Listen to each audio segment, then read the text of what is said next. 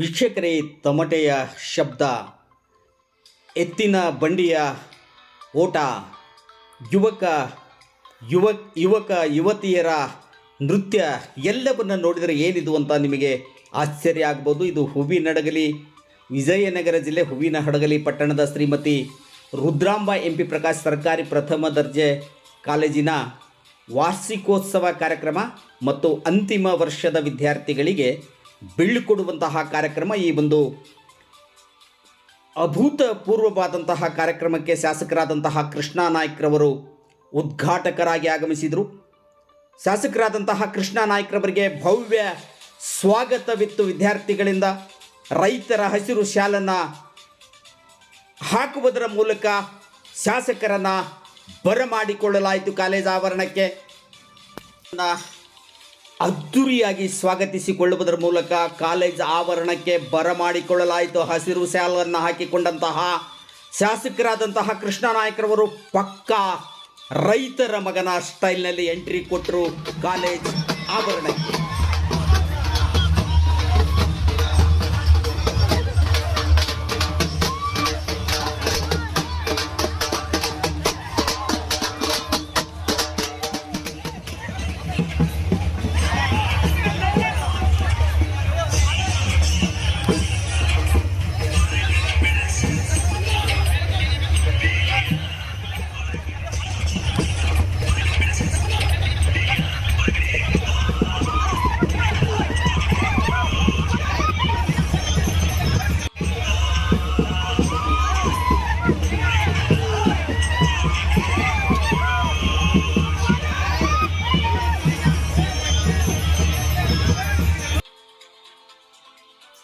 ಅಷ್ಟು ಖುಷಿಯಿಂದ ವಿದ್ಯಾರ್ಥಿಗಳ ಹುರುಪು ಹುಮ್ಮಸ್ಸನ್ನು ಕಂಡಂತಹ ಕೃಷ್ಣ ನಾಯ್ಕರವರು ವೇದಿಕೆಯನ್ನೇರಿದ್ರು. ಕಾರ್ಯಕ್ರಮವನ್ನು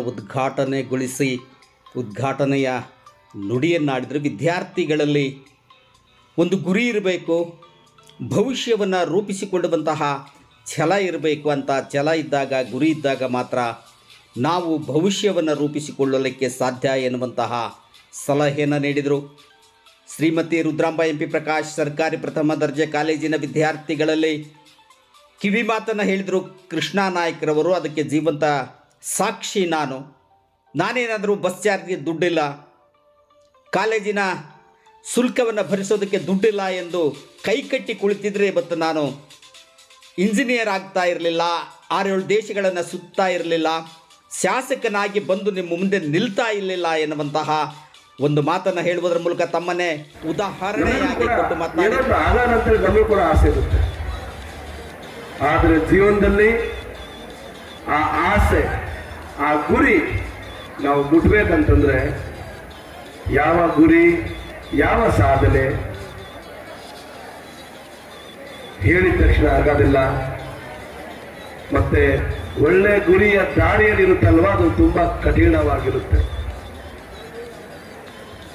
ಕಠಿಣ ಆಗುತ್ತಂತೇಳಿ ನಾವು ಡಿಸೈಡ್ ಮಾಡಿದ್ರಂದ್ರೆ ಆ ಗುರಿ ಮುಟ್ಲಿಕ್ಕೆ ಸಾಧ್ಯನೇ ಇಲ್ಲ. ನಾನು ಕೂಡ ವಿದ್ಯಾರ್ಥಿಯಾಗಿ ತಾವು ಹೇಗಿದ್ದೀರೋ ಅದೇ ರೀತಿ ನಾನು ಒಂದು ಯಾವುದೋ ಒಂದು ಕಾಲೇಜಲ್ಲಿ ಕುತ್ಕೊಂಡು ಕನಸು ಕಾಣ್ತಾ ಇದ್ದೆ. ಯಾವ ರೀತಿ ಕನಸು ಅಂತಂದ್ರೆ, ನಾನು ಏನಾದ್ರು ಓದಿ, ಇವತ್ತೇನು ನಮ್ಮ ತಂದೆ ತಾಯಿಗಳು ಬಡವರಿದ್ದಾರೆ, ಪ್ರತಿದಿನ ದುಡಿಯೋಕೆ ಹೋಗ್ತಾರೆ, ಹೊಲ ಗದ್ದೆ ಮಾಡ್ತಾರೆ, ಗೊಬ್ಬರ ಬೀಜ ಕೂಡ ಅಂಗಡಿಯವ್ರ ಹತ್ರ ಸಾಲ ಮಾಡಿ ಇವತ್ತು ಬಿತ್ತನೆ ಮಾಡ್ತಾರೆ. ಆ ಬಡತನದಿಂದ ಏನು ಹಿಂದುಳಿದಿದ್ದೀವಿ ಅದನ್ನ ಮೀರಿ ನಾವು ಹೊರಗಡೆ ಬರ್ಬೇಕಂತಂದ್ರೆ ನಾನು ಓದಲೇಬೇಕು, ನಾನು ಏನೊಂದು ಸ್ಥಾನದಲ್ಲಿ ಹೋಗಲೇಬೇಕಂತೇಳಿ ನಾನು ನಿರ್ಧಾರ ಮಾಡುವಾಗ ನನಗೆ ಕೂಡ ಬಹಳಷ್ಟು ತೊಂದರೆಗಳು ಬಂದವು. ಅಡ್ಮಿಷನ್ ಮಾಡ್ಸಕ್ ಕೂಡ ದುಡ್ಡು ಇರ್ತಿದ್ದಿಲ್ಲ, ಬಸ್ಸಿಗೆ ಹತ್ತ ಕೂಡ ದುಡ್ಡು ಇರ್ತಿದ್ದಿಲ್ಲ.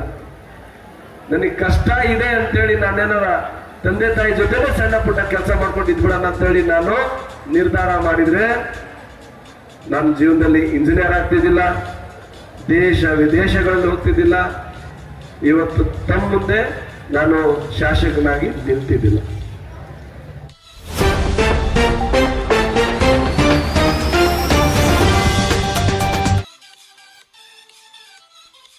ವಿಜಯನಗರ ಜಿಲ್ಲೆ ಹೂವಿನಹಡಗಲಿ ಮೀಸಲು ಮತಕ್ಷೇತ್ರದ ಶಾಸಕರಾದಂತಹ ಕೃಷ್ಣ ನಾಯ್ಕರವರ ಮನದಾಳದ ಮಾತು, ಅವರ ಕಥೆ ಮತ್ತು ವ್ಯಥೆಯನ್ನು ಹೇಳಿಕೊಂಡ್ರು ವಿದ್ಯಾರ್ಥಿಗಳ ಮುಂದೆ. ನೀವು ಕೂಡ ಯಾವುದೇ ಕಷ್ಟವನ್ನು ಲೆಕ್ಕಕ್ಕಿಟ್ಟುಕೊಳ್ಳಬಾರ್ದು, ಗುರಿ ಒಂದೇ ನಮ್ಮ ಕಣ್ಣು ಮುಂದಿರಬೇಕು ಎನ್ನುವಂತಹ ಮಾತನ್ನು ಕೂಡ ಹೇಳಿದರು.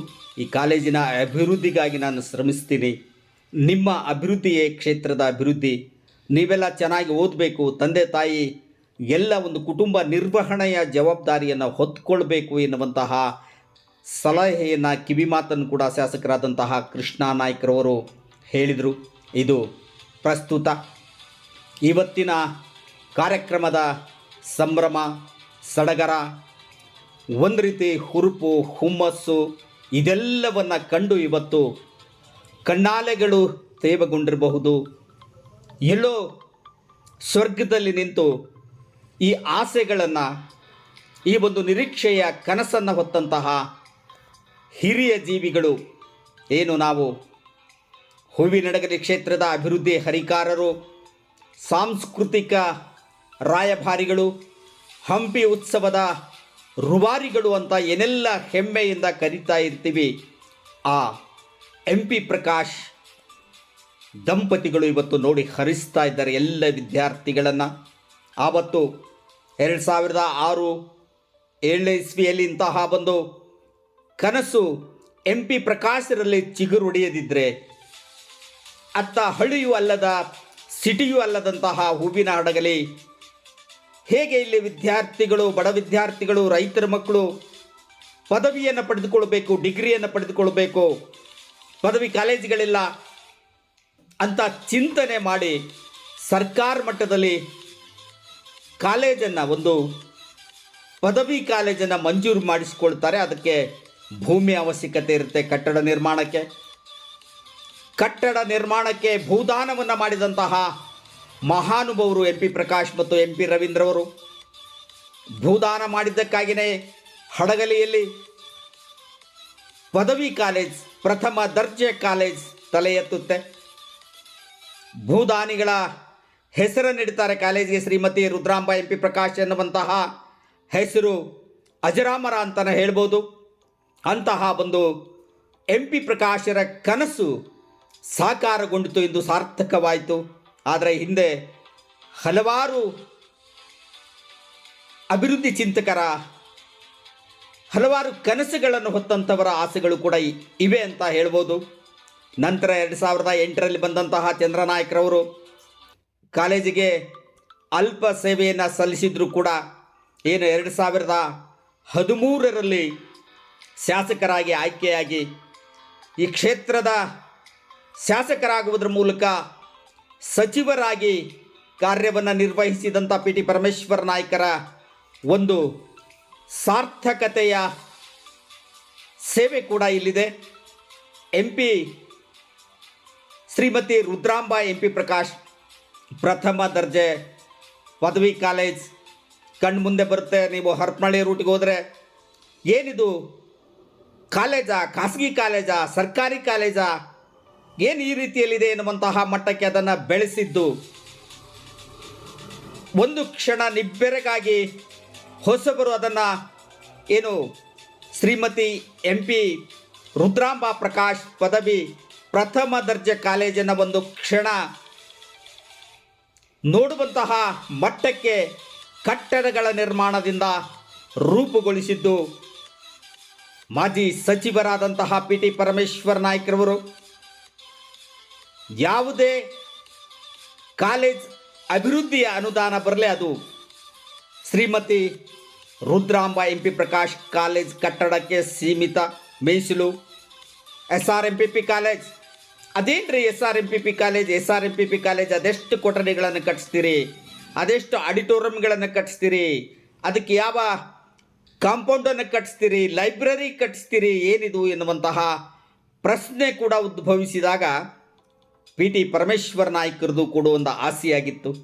ಬಡವರ ಮಕ್ಕಳು ಖಾಸಗಿ ಕಾಲೇಜುಗಳಿಗೆ ಹೋಗಿ ಕೇಳಿದಷ್ಟು ಲಕ್ಷಾಂತರ ರೂಪಾಯಿ ಶುಲ್ಕವನ್ನು ಕಟ್ಟಿ ಓದೋದಕ್ಕೆ ಆಗೋದಿಲ್ಲ, ಡಿಗ್ರಿ ಮುಗಿಸೋದಕ್ಕೆ ಆಗೋದಿಲ್ಲ ಅವರಿಂದ ಎನ್ನುವಂತಹ ಕನಸನ್ನು ಹೊತ್ತು MP ಪ್ರಕಾಶ್ರೇನು ಆರಂಭಗೊಳಿಸಿದ್ರು. ಅವರ ಕನಸಿಗೆ ನಾನು ನೀರೆರೆಯುವಂತಹ ಕೆಲಸ ಮಾಡಬೇಕು ಎನ್ನುವಂತಹ ಒಂದು ಅಭಿಪ್ರಾಯದಲ್ಲಿ ಕನಿಷ್ಠ ನನಗಿರೋ ಮಾಹಿತಿ ಪ್ರಕಾರ 10 ಕೋಟಿಗೂ ಅಧಿಕ ಹಣವನ್ನು ಈ ಕಾಲೇಜ್ ಕಾಂಪೌಂಡ್ ಕೊಠಡಿ ಮೂಲ ಸೌಲಭ್ಯಕ್ಕಾಗಿ ಅನುದಾನವನ್ನು ನೀಡಿದರು.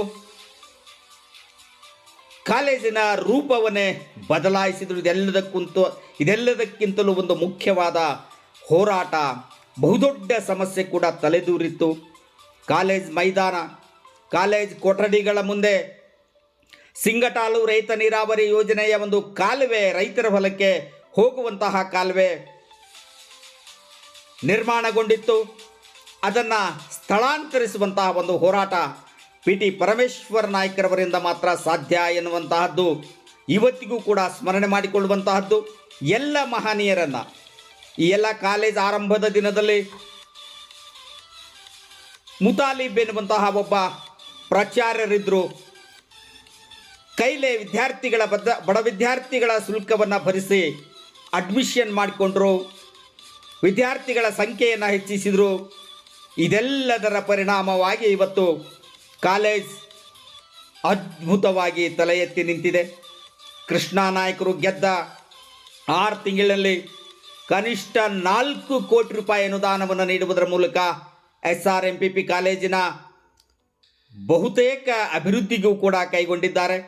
ಮುಂದಿನ ದಿನಗಳಲ್ಲಿ ಯಾವುದೋ ಒಬ್ಬ ದೊಡ್ಡ ಸೆಲೆಬ್ರಿಟಿಗಳನ್ನು ಕರೆಸುವುದರ ಮೂಲಕ ನಾವು ಅಂತಿಮ ವರ್ಷದ ವಿದ್ಯಾರ್ಥಿಗಳಿಗೆ ಬೀಳ್ಕೊಡುಗೆ ಕಾರ್ಯಕ್ರಮ ಮತ್ತು ಕಾಲೇಜ್ ವಾರ್ಷಿಕೋತ್ಸವವನ್ನು ಆರಂಭಿಸೋಣ ಎನ್ನುವಂತಹ ಭರವಸೆಯ ಮಾತುಗಳನ್ನು ಕೂಡ ಹೇಳಿದರು. ಇವತ್ತು ವೇದಿಕೆಯಲ್ಲಿ ಮಾಜಿ ಶಾಸಕರಾದಂತಹ ನಂದಿಹಳ್ಳಿ ಹಾಲಪ್ಪನವರು ಮಾತನಾಡಿದರು.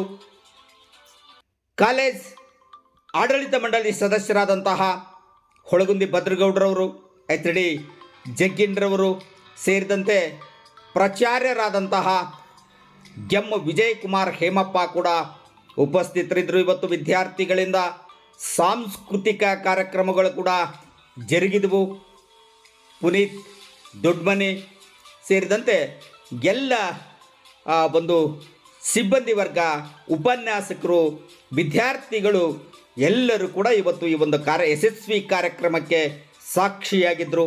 ಇದು ಕಲ್ಯಾಣ ಕರ್ನಾಟಕ ಕನ್ನಡಿ ಸುದ್ದಿವಾಹಿನಿಯ ಪ್ರಸಾರ. ಎಲ್ಲರಿಗೂ ಕೂಡ ನಮಸ್ಕಾರ.